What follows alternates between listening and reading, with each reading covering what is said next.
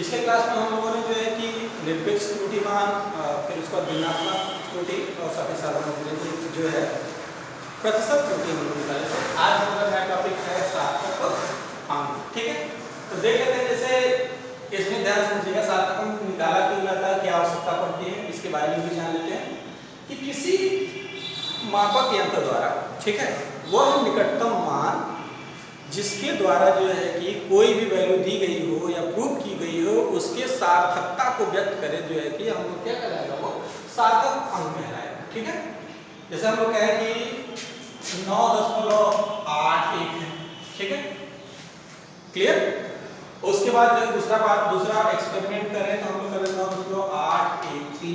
ठीक है, तीसरा करें कि 9.824। इस तरह का अगर हम लोग जो है कि एक्सपेरिमेंट करें और इस तरह की वैल्यू में मिलती चली जाए, ठीक है, तो हमें सार्थक अंक का मतलब ये हुआ कि हम लोग जानते हैं कि गुरुत्वीय त्वरण का मान जो g होता है वो 9.81, ये बिल्कुल सार्थक प्रूफ है। ठीक है, अब जब हम लोग इसे ऐड करना चाहें या माध्य निकालना चाहें तो हम लोग क्या करेंगे कि इन दोनों को तीनों को ऐड कर देंगे। 9.8 प्लस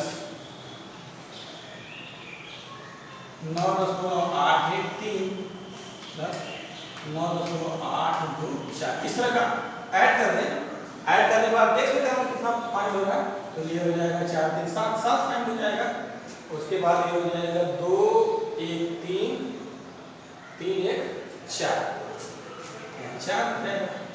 और ये हो जाएगा 8 8 16 8 24 4। और ये आ जाएगा 9 9 18 9 27।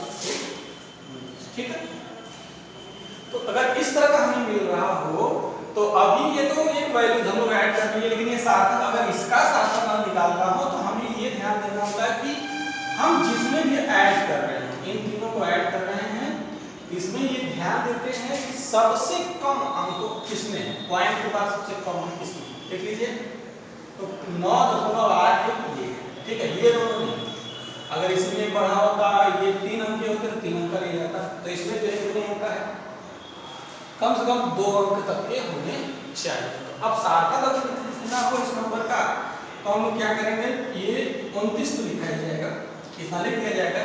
अब बचा क्या, हमें 2 अंक कम से कम चाहिए। तो ये किससे है, या तो 5 होना चाहिए या तो 5 से अधिक होना चाहिए। तो करता क्या है कि ये नंबर गायब होता है और साथ ही साथ जो है कि ये इसमें 1 बढ़ा देता है। ठीक है, 5 या 5 हो या 5 से अधिक हो। ठीक है, तो 1 इसमें बढ़ जाएगा। अगर 5 से कम होगा तो इसमें ये सीधे गायब हो जाएगा, कोई नंबर इंक्रीजमेंट नहीं होगा। ये आ जाएगा 29.45। ठीक है, इस तरह का आपको जो है कि प्राप्त होता है। क्लियर है, तो कुछ देख लेते हैं, इस पर कुछ सवाल भी देख लेते हैं।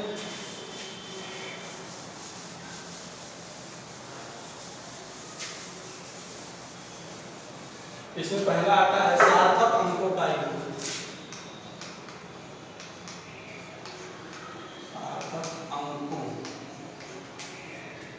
अंकों का योग।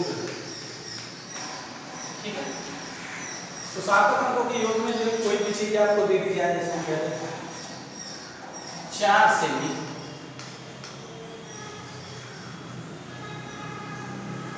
4 मिली, 2.5 मीटर।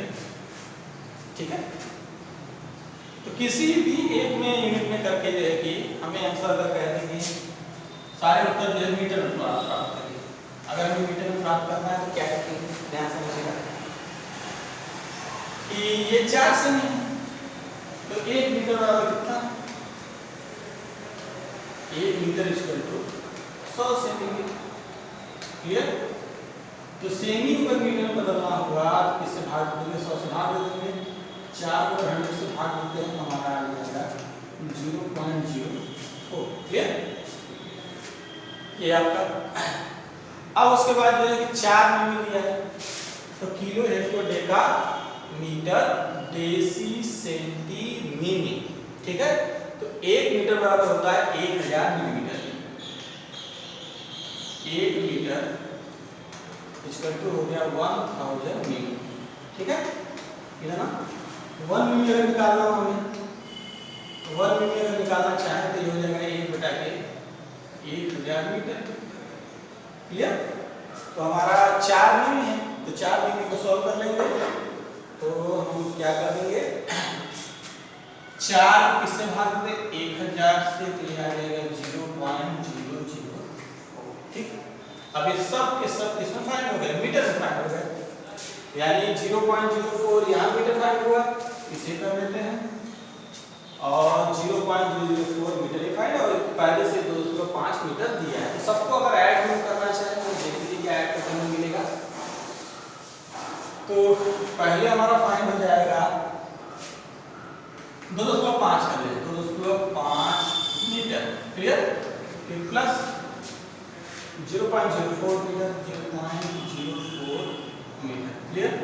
फिर प्लस कर ले 0.004 मीटर। ठीक, क्लियर?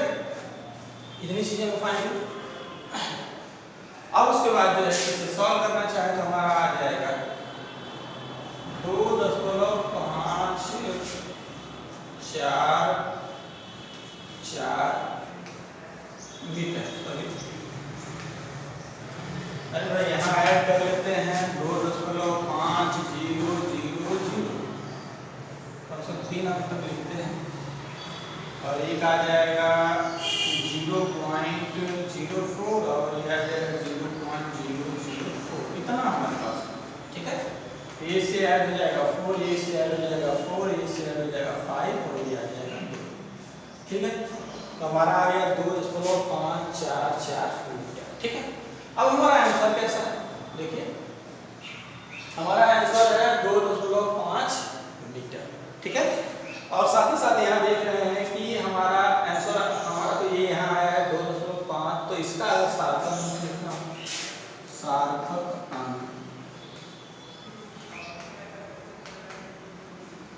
तो सार्थक अंक अगर आपको लिखना हो तो ये दोनों हट जाएंगे, क्योंकि 4 ही है, एक स्थान 0.1 स्थान तक का है, ये आ जाएगा 2.5 मीटर।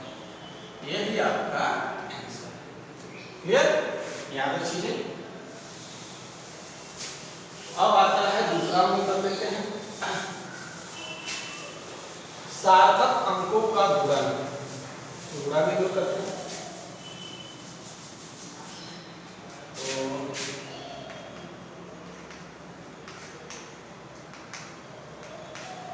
अंकों का गुणन क्या है, गुणन में देख लीजिए। मान लीजिए कोई एग्जांपल ले लीजिए, 9.81, 3.74, ये सेमी, ये भी सेमी, 2.5 सेमी। ठीक है, तीनों का गुणन निकाल लेते हैं पहले, तब तो उसके बाद ये क्या करेंगे, तो 9.81 और 3.74, तो 4 एकम 4, 4 32 के 2, 4 9 36 3 39, 7 एकम 7, 7 8 56 के 6, 7 9 63 5 68, फिर 3 एकम 3, 3 8 24 के 4, 3 9 27 तो 29। ठीक है, 4 7 2 9, 9 6 15 3 18 के 8, 8 4 12 3 15 1 16, 9 6 15 1 16, 2 1 3, 10 में कितने 1 2 3 4, 1 2 3 4, कितना से ये हमारा फाइनल। ठीक है, तो ये तो अभी 2 का मल्टीप्लाई हुआ, एक और है हमारा 2.5। ठीक है, तो 5 चौके 20 के 0, 5 9 45, 47 के 7, 5 8 40, 4 44 के 4, 5 6 30, 4 34, 5 6 30 3 33, 5 1 15 3 18।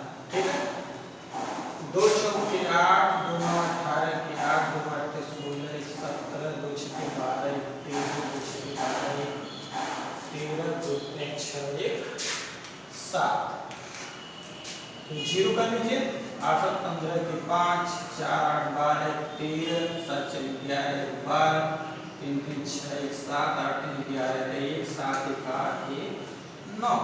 ठीक है, तो टोटल हमारा आ गया आंसर में, दशमलव लगा देते हैं, दशमलव हमारा एक स्थान तक था, तो यार 4 ये है और ये 5, 2 4 2 2 4 5 ये आ जाएगा। तो आपका आ जाएगा 91.7235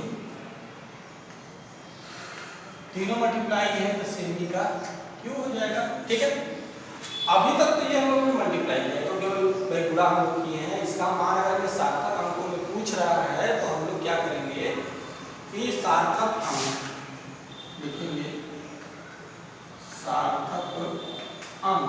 सार्थक अंक में क्या हो जाएगा, पहले आते हैं हम लोग के सवाल पर। हम लोग का सवाल कैसा है, यहाँ 2 अंक है, यहाँ पे 2 अंक है, लेकिन यहाँ पर क्या है 1 अंक है, तो हमारा आंसर भी किसमें आएगा, इसी 1 अंक में आएगा। अब वो कैसा आता है हम देखते हैं। ठीक है, तो यही देख लेते हैं 1 अंक चाहिए हमें, तो ये क्या आ जाएगा, यहाँ 2 है। ठीक है, तो ये भाई ये 0 इसको बढ़ा कोई तरह नहीं, ये इसको 4 कर देगा, लेकिन ये 4 इसको नहीं बढ़ा सकता, ये 2 इसको नहीं बढ़ा सकता, तो हमारा आ जाएगा 91.7 का। ठीक है, क्लियर है, यही आपका आंसर है। इसी तरह से आपको कोई भी सार्थक अंक निकालना हो, गुणा करना हो, सारा चीज करना हो तो आप उससे कैसे क्या कर सकते हैं, निकाल सकते हैं। ठीक है, अब आते हैं हम लोग का एक नेक्स्ट टॉपिक है, हम लोग का कोटिमान। नाम सुने भी होंगे या नहीं सुने हैं तो देख लीजिए, कोटिमान फाइंड कैसे होता है।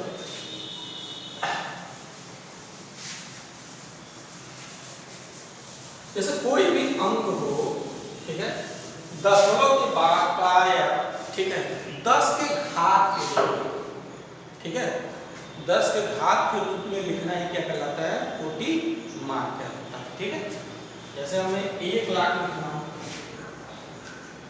क्या 2,50,000 लाख। ठीक है, अगर 1 लाख लिखना हो तो ये तो मान लो यहाँ ठीक है 1 लाख लिखना है। ठीक है, अगर इसमें 2 जीरो और बढ़ाते हैं, नहीं 2 जीरो और बढ़ाते हैं, कितना बड़ा लिखना हो तो 2 4 6 2 8 9। ठीक है, ठीक है, तो 2 4 6 2 8।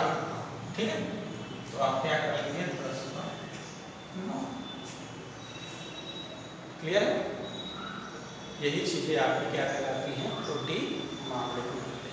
ठीक है, कोई भी 10 के घात में पावर में चढ़ा देना आपका क्या कहलाता है, कोटिमान कहलाता है। जैसे अब हम इसे कैसे लिखेंगे, 2 4 6 8 7 5 4 2 से इतना बड़ा है। अब इसे कॉपी में लिखना तो बहुत आसान तो नहीं हो जाएगा, तो अगर इसे कोटिमान के रूप में लिखना होता है तो कोटिमान के रूप में लिखने के लिए देखिए क्या है, 2.468 कम से कम 3 स्थान का होना चाहिए। ठीक है,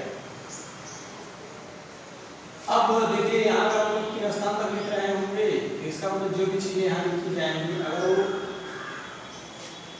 चलिए तो अब देख लेते हैं पहले 2.468 अब पावर लिखना 2 4 6 7, इसे लिख सकते हैं 10 7, इस तरह से लिखा जा सकता है 2.468 10 7। ठीक है, क्लियर है यहाँ तक सारी चीजें।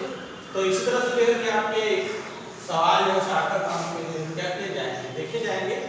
तो चलिए फिर अगला टॉपिक जो है कि नेक्स्ट वीडियो में बताया जाएगा क्या कैसे सारे सवाल होते हैं या फिर जो किसी टॉपिक।